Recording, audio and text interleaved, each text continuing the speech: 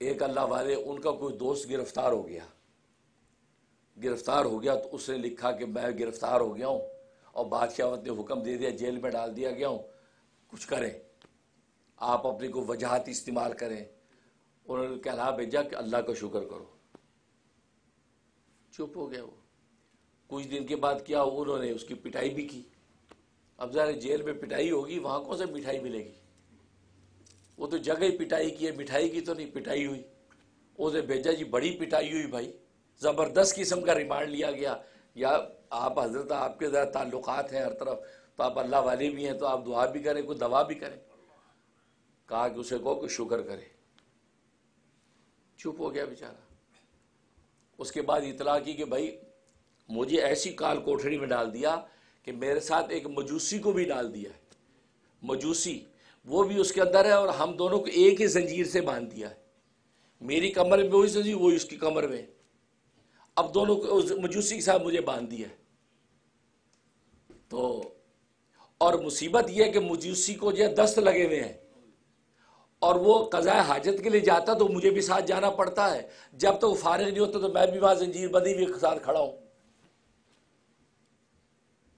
اب ظاہر ہے گھن گھرج بھی سن رہا ہے، خوشبو بدبو بھی آ رہی ہے، تو بیچارہ مجبور۔ قیدی کی سزا کا مطلب یہی ہے، کہتا کہ جی کچھ کرو، انہوں نے لکھے بجائے شکر کرو۔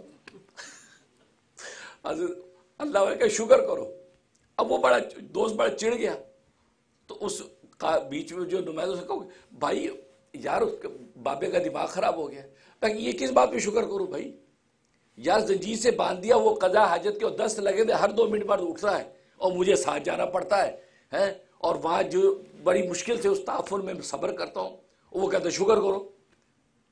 اب جب چڑ گیا تو اس اللہ والے نے پیغام بھیجا، کہا کہ دیکھو وہ جو مجوسی ہے اس کی کمر میں زنار بنی ہوئی ہے، زنار یعنی شرک کی جو تختی ہے وہ سے باندھی ہوئی ہے، یہ مشرک ہے، وہ زنار اس کی کمر پہ بندھی ہوئی ہے، شکر نہیں کرتے، تیری کمر پہ نہیں ہے، تیری کمر پر ایمان کی زنار بنی ہوئی ہے، گویا کہ تم اللہ کو ماننے والا ہے، تو نبی پاک صلی اللہ علیہ وسلم کو امتی ہے، تو قرآن کو جاننے والا ہے، تو اس پر شکر نہیں کرتا؟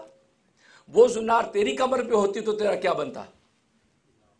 اب سمجھ میں آیا کہ یہ اللہ والے جو بار بار کہہ رہے تھے کہ شکر کرو شکر کرو شکر کرو، وہ یہ کہہ رہے تیرا دین و ایمان الحمدللہ محفوظ ہے، اسی پر شکر کرو۔ دنیا کی آفت، یوسف علیہ السلام جیسے نبی بھی جیل میں گیا تھا، ایک وقت میں نکل کے باہر آ گیا تھا، وہ تو باہر آ ہی جائے گا تو، لیکن ایمان تو بچا ہوا ہے نا۔